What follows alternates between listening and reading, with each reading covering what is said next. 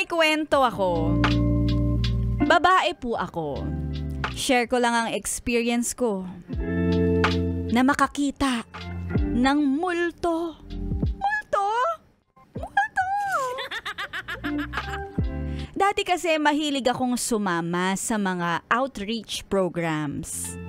Nagpupunta kami sa mga remote areas para magbigay ng damit, pagkain, sa mga liblib na lugar. At doon may nakilala akong lalaki na malakas ang karisma. Once a month lang ang aming biyahe papunta sa mga malalayong lugar. Pero napadalas ang aming pakikipag-chat. Diyan nag-uumpisa ang lahat.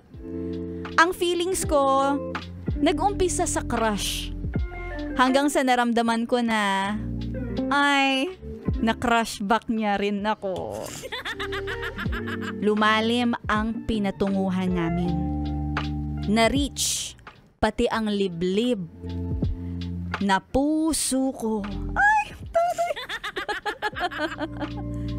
Ang alam ko lang ay sobrang kilig na kilig ako nung mga panahon na i-in love na ako sa ka-outreach ko.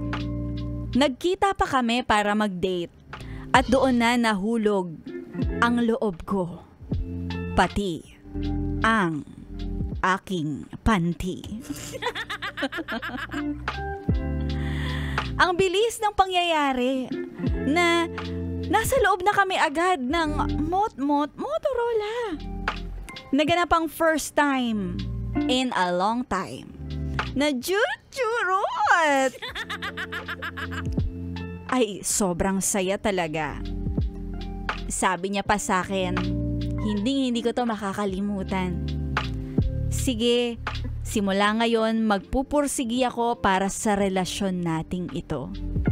Sabay halik sa noo. Aww.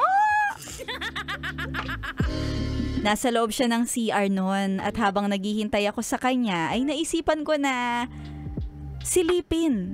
Ang alin! Silipin ang wallet niya. Hindi para tingnan kung may lamang pera. Pero gusto ko na makita ang ID niya. Tapos, ang nakita ko sa ID niya, married na siya. Hoy, ba't married? Ba't wala naman siyang sinabi? Oo, walang pasabi. Nakakasabi lang niya sa akin na magpupursige siya para sa akin. Pero paano kung ganon ang nalaman ko? Nakalabas na siya ng CR at gusto ko sanang tanungin siya. Pero pinili kong manahimik. Inobserbahan ko lang siya. Ang sweet niya pa rin sa akin. Pero siya ay ubod ng sinungaling. Hinatid niya ako. Pero hindi na ako nagpahatid sa mismong bahay. Kasi yun na ang aking huling goodbye.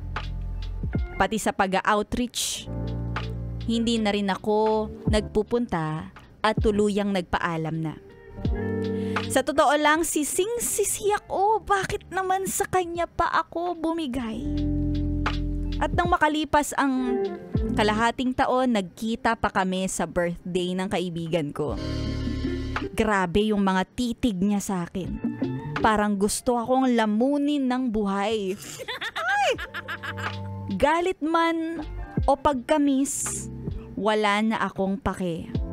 Alam niya kung ano ang kalokohan niya. At kung na-ghosting ko siya, karma niya yan. Ay! Strong, independent woman yarn.